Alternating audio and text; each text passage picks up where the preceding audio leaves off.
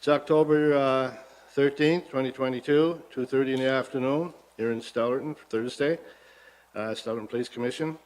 And on the first is the approval of the agenda. Is there anything to be added to the agenda? Chief? Chief? Oh, I see it. Okay. Thank you.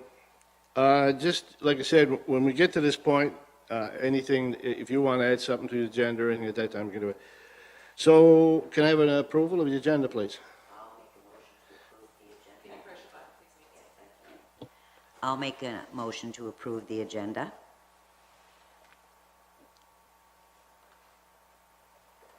I'll second that. Motion to approve the agenda by Commissioner Terrace, second by Commissioner McGilvery. You all heard the motion. All in favor? Aye. Contrary-minded? Motion carried. Approval of the minutes. Has everybody had a chance to read the minutes?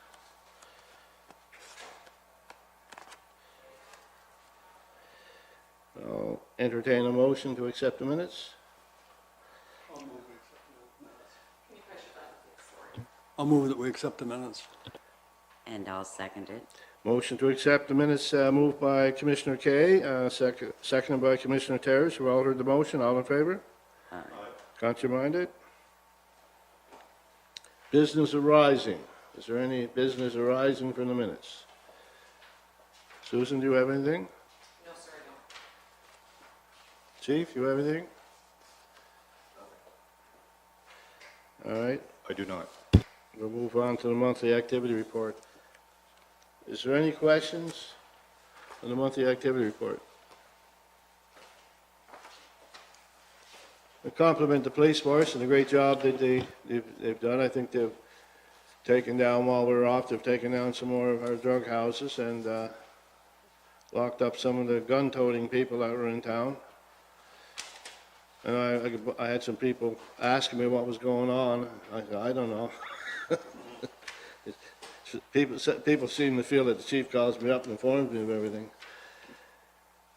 If there's no questions, Danny, you have any questions? If there are no questions, can I have a motion to approve the monthly report? I'll make a motion to approve the monthly report. I'll second the motion. Moved by Councillor Terrace, seconded by Commissioner Lloyd. Sorry, I keep thinking McKay. You all heard the motion? All in favor? Aye. Contrary-minded? Motion carried.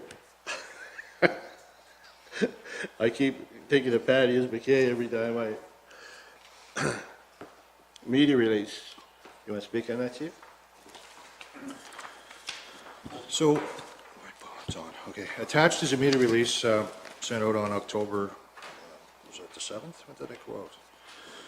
Yes, last week, October 7th, and it was released by New Glasgow Police. There was a joint forces investigation between New Glasgow Regional Police, their major crime unit, the Stellarton Police Service here, the street crime unit was involved, and the RCMP emergency response team assisted on conducting an arrest warrant on Ford Street. As part of an ongoing joint forces investigation, same suspect involved in shootings in both Stellarton and New Glasgow. What you see here, the offenses charged to the male from Pictou County is in relation to the New Glasgow shooting. There will be an update coming from us with more charges to follow. So the incident down in Red Road, was the gentleman that was involved in it, with the shooting? Is that... That's the incident, yes. Okay, good, thank you.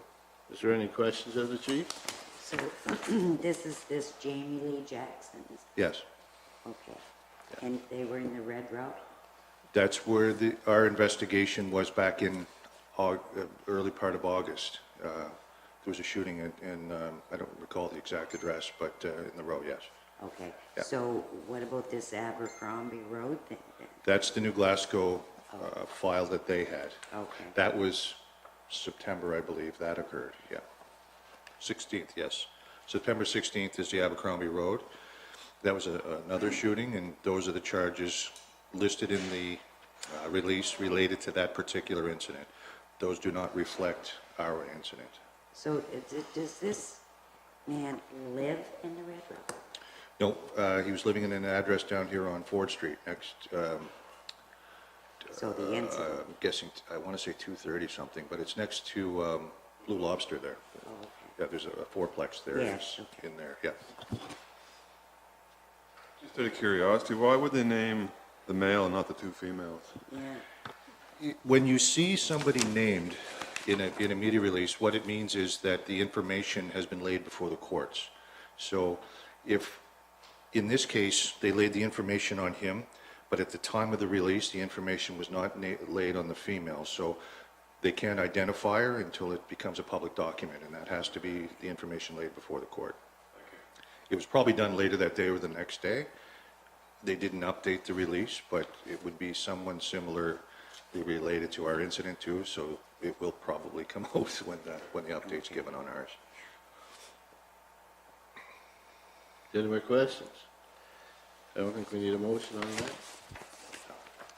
Dispatch update. So, just in relation to that, Megan, can you come up here?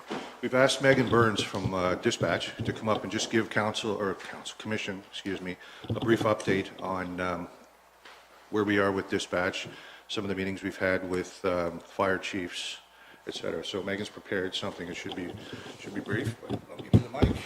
Hi. So as you know, we've had some personnel changes within dispatch. So we now consist of 3 full-timers, Anthony Brennan, Patrick Dean, and myself, as well as a new trainee, Rebecca Peterson, who will begin her first solo shift on the 19th. Last week on October 5th, we had a meeting consisting of myself, Chief Hobeck, and Susan. And then we had 1 to 2 representatives from all 6 departments. Our 6 departments we dispatch for now for fire are Stellarton, Plymouth, Blue Mountain, Caribou, East River Valley, and Pictou Landing First Nations. As of right now, Pictou Landing First Nations has lost over half their members, so there is a chance that they will be liquidating their fire department. That's not confirmed yet, but it is in consideration as of right now. So you lose half your members, sorry? So Pictou Landing Reserves are Oh, the fire stationed. department The itself fire lost department. half its members? Yeah, they had last Sunday, I believe it was. They had a vast majority of their members leave. They're going to take it to council and see how they want to go about it. But as of right now, we have had to set up new protocols relating to that department specifically. We've also, so the topics we spoke about in the meeting, a big issue surrounding communication. Valley Communication now dispatches all of their departments primarily on the grid, which causes a lot of added chatter within our station. Obviously, it's not something we can turn down without diminishing our communications with other departments. So we've just asked departments to be more specific when they're trying to reach us over the radio. Just requesting that they inform us what channel they're using, if it's going to be the grid, their mutual aid, or their independent channels. And to contact us over the phone at all available moments. And then our paging equipment, obviously with Hurricane Fiona, we were drastically lost. We had no communication through cell towers, wireless communications, or any radio transmitters or repeaters. So that was a stress felt on both ends. So we asked departments, it was actually the departments that came to us. We now requested, we're offering a response after every nightly pager test. 1 member is appointed in each department to confirm that we have received a message and then communicate back to us, just to ensure that it's working on both ends. We also took the meeting to ensure that our auto wait information from each department since the changes, that we were provided correct information. And we will be offering a stand down IAR message on top of a stand down page when required. So that is, there's new protocols coming into new programs coming into high school where students are going to be able to volunteer as a firefighter as a school credit. So those members won't have access to radios and pagers. So we're going to be implementing that I am responding. It's already being more heavily relied on, so we're going to set in place that that's recognized. And other than that, we're going to send out our call-out sheets immediately following the call. For a while there, we were collecting them and annually burning them onto a disc that were supposed to be picked up, but we still have over half of the disc from 2020 and 2021 still awaiting pickup. So it just no longer proven to be effective. So they're just going to be sent out over email, just scanned into the system and sent. But to my understanding, all of the parties left the meeting feeling satisfied and heard. The six departments we still have said that they have no interest in leaving Stellarton Dispatch, and they've even spoken to other departments and expect that there will be more departments requesting to return to Stellarton Dispatch that have since left for Valley. And that's it. So we have 6 fire departments now? Yes. Okay. And you say there's more returning? It's not confirmed yet if they are returning. It's just been a discussion between the fire departments that they believe that members will be returning, Okay. or at least requesting to. I've been with Plymouth myself for 3 years, so I mean, I've discussed You're with, an old pro at this firefighting. yeah, essentially, so we I have just, my level 1 firefighting. Gotcha. I took it with Peter Fraser. okay, yes, yeah, It was with Michelin through the emergency response. yes, I can appreciate what you're doing. yeah, thanks. It's nice to see women involved in the fire department. Yeah, it's, there's definitely more women joining now than there was 3 years ago when I started, but it's a nice community and stuff, and I mean, right now, there's a lot of discrepancies between ourselves and Valley, and, you know, some of the supporters in the Fire Association has what I would describe as a vendetta. However, we're working on both parties to try and clear up that air and find mutual support throughout it. The landing, and I'm trying to think of the other fire department further on. Yeah, they've had issues getting, and of course, the sparsity of the numbers of people that live in the area, because they don't have the same crowd to draw from that we have. Like here, we have 4,500 people to draw from. Down there, they only have, you know, a few people, right? Yes. So it's hard to fulfill that commitment in the fire departments. Yeah. Yeah. Yeah, so no, we just, in terms of Picton Landing First Nations and stuff, as far as I know, the members are trying to do everything they can in terms of keeping that department up and running. So we were reached out following the leave of members just to request that usually for a auto aid protocols, it's specific to the call. For now, every call that they take, 2 departments are dispatched immediately in response to that on top of Picton Landing First Nations, just to ensure an adequate amount of members are on scene. Mutual aid has certainly been a benefit here in Pictou County. Yes, yeah. Backing on that up. Yeah. Thank you very much. It sounds like you have a great understanding of what's transpiring in the dispatch. I appreciate that.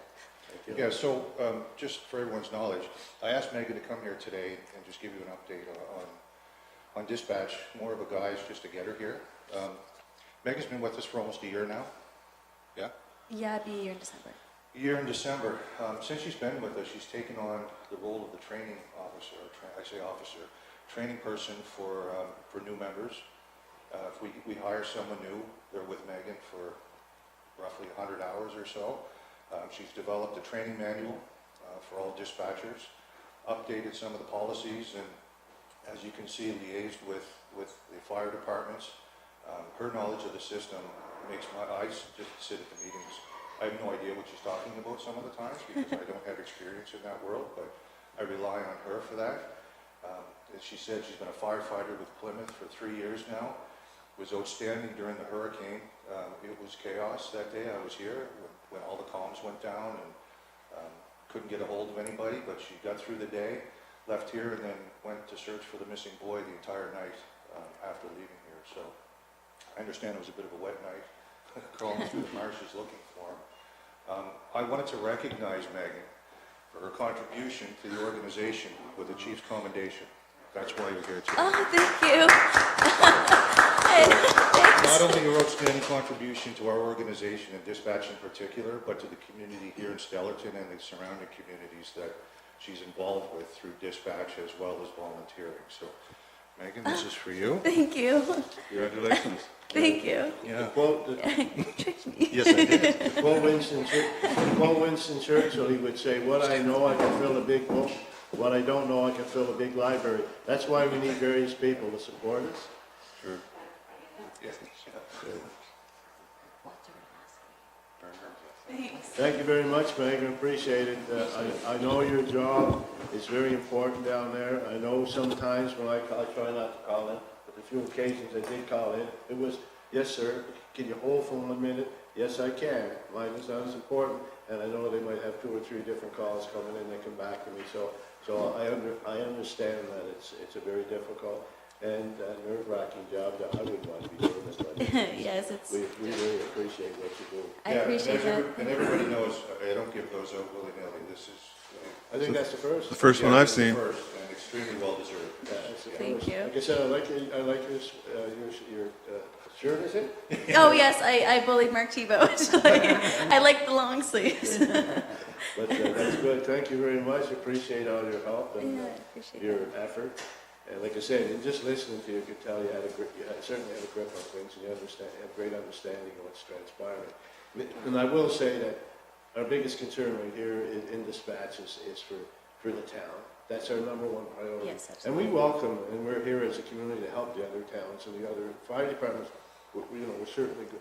And we certainly don't make any money off it, as you know, what we charge. Yes, absolutely. It's a service that we provide, and, but our main concern is something, but, it's good if we could be all focused in one dispatch. It makes it a lot easier.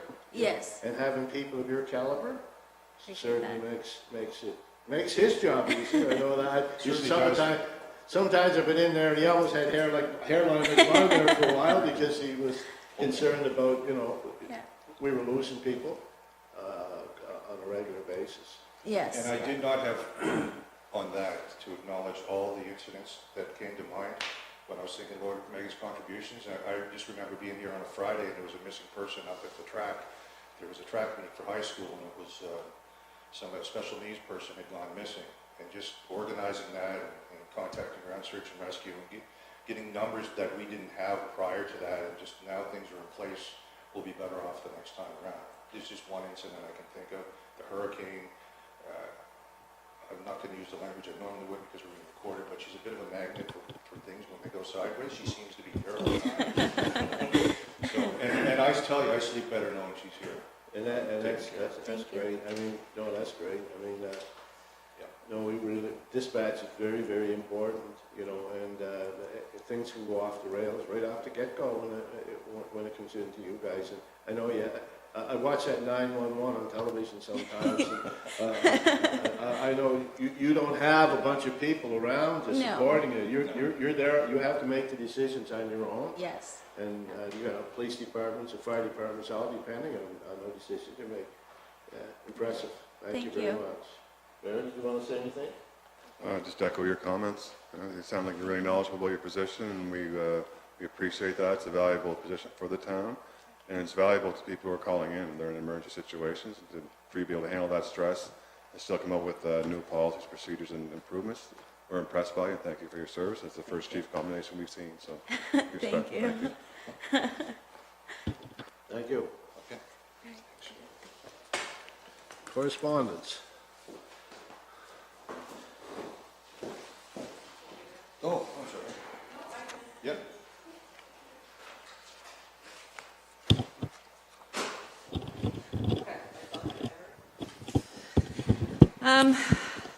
Correspondence was received from the Department of Justice on September 20th regarding the additional officer program.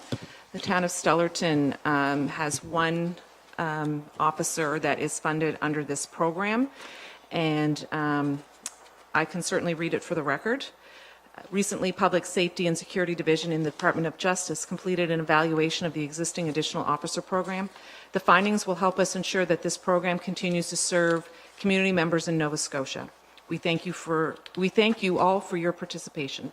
This letter has been developed to provide a high-level update of this work in advance of our meeting with you at the conference for the Nova Scotia Chiefs of Police Association in October of 2022. Firstly, the results of this evaluation show that the program still contributes to the safety of Nova Scotians. It is comprised of hardworking, competent investigators and supervisors. The evaluation also revealed, however, that the current foundational structure of the additional officer program has room for improvement with respect to the investigation of organized crime and other high-priority areas such as gun violence and human trafficking. As a result, Public Safety and Security Division has been directed by the Minister of Justice to explore opportunities to increase the capacity of the additional officer program. In order to bring more focus to the program and still maintain an investigative and community center footprint, the department is proposing a new foundational structure. Public Safety and Security Division would like to explore the following proposed structure to determine feasibility. No final decisions have been made. Your input and advice is necessary if we are going to strengthen the AOP model. Public Safety and Security Division will explore the possibility of establishing a new investigative agency pursuant to the authorities provided in the Nova Scotia Police Act. The proposed agency would be integrated between the officers of the Royal Canadian Mounted Police and officers from the Independent Municipal Police Services. This agency would be distinct with its own chain of command, and officers would be seconded for a set period of time. Oversight and governance structure will be a significant component of the exploratory feasibility evaluation. All costs for this program would be assumed by the province. The new agency should have fewer teams, but a comparable or greater number of investigators that are currently assigned to the SCEUs. The new agency would be organized regionally with teams in Central, HRM, the CBRM, Northern Nova Scotia, and Southwestern Nova Scotia. Despite the need to ensure capacity to address organized and serious crime, results of the evaluation also noted the importance of a community focus and visibility. In order to support the police in their efforts in the community and school safety, a separate program would be created. Municipal agencies would apply for funding of $100,000 per officer that would support officers assigned as school safety officers or other community policing-oriented positions. The program will have articulated requirements, including duties, focus, and reporting that the DOJ will create. The officers paid under this program will remain under the management of their agency. A steering committee composed of senior police executives, chiefs and senior RCMP officers, and DOJ officials will be established.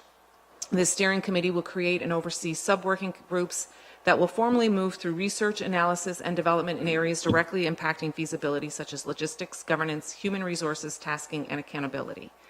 There will continue to be active engagement with police senior leadership across Nova Scotia as we move toward building an evaluation framework to explore feasibility of a proposed new agency and community safety support program. We are still working through developing our feasibility exploration plan. If you or respective oversight bodies have any questions, please reach out. Kind regards, Reg McGuinness, who is the Director of Policing Programs with the Department of Justice. Thank you.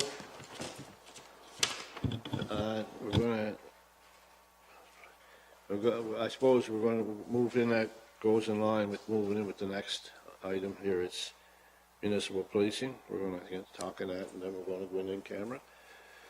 So you want to give us an overview there on the meeting in Toronto, and then I think we're going to go in camera. And there's some more discussions have to go on. Yes, the letter's a lot to digest.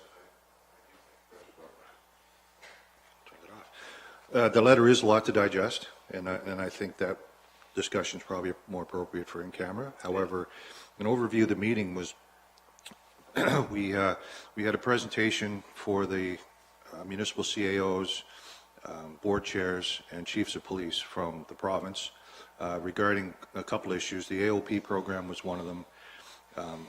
The service agreement amongst municipalities was also an agenda item. And thirdly, there was another, I think the first two took up most of the meeting. What was the third one? Yeah, that was just a service exchange. Yeah, that was one of them. And then there was something else, but I think the two of them took up most of the meeting. So the province provided an overview of what you see in this letter here in relation to the additional officer program, the fact that it's in its infancy, their feasibility study, and no decisions have been made on it. And they were looking for input from everybody, I guess, in the room on where they'd like to see things going forward. The service agreement for municipalities is bigger than just policing. There's a lot more to that, but policing is a part of it, and it opens up a bigger discussion on the future of policing in the province. And so those topics were covered in pretty decent detail. There was an opportunity for some question and answer, and then we had, I think the CEOs had a brief discussion afterwards, and after everyone left, the chiefs had a brief discussion on things going forward. So it's kind of an overview of the meeting. There was a lot of information to digest that day as well, and I think what was important was it was kind of a historic day because it was the first time that board chairs, CAOs, and chiefs of police were in the same room together. And part of that came from our meetings last year when the status of the RCMP within the Nova Scotia Chiefs Association was changed from regular member to associate member, like all the other federal agencies within. So prior to that, we were unable to have any meetings as chiefs without RCMP representation as the Association of Chiefs of Police. So having restructured, we were able to do that. So that was the first time that was able to be done, and I think it was positive. I know from where I sat and my table afterwards, it was extremely positive amongst the chiefs, and I think going forward that you might see that happen again. All righty, thank you. Parking in the corner of Pleasant and Maple. Who wanted to speak on that? Councillor Campbell had asked that to be on the agenda, but she's unfortunately had to send her regrets, so we can table that for the next meeting. Okey-doke. Next meeting is November the 10th, 2022, 2:30 p.m. You still there? Well done. 20:20 p.m. So is there any discussion? Is there anything anybody would like to bring up before we move on? All good? All right, so I'll ask for a motion to adjourn. So we're adjourned. Can we close the doors?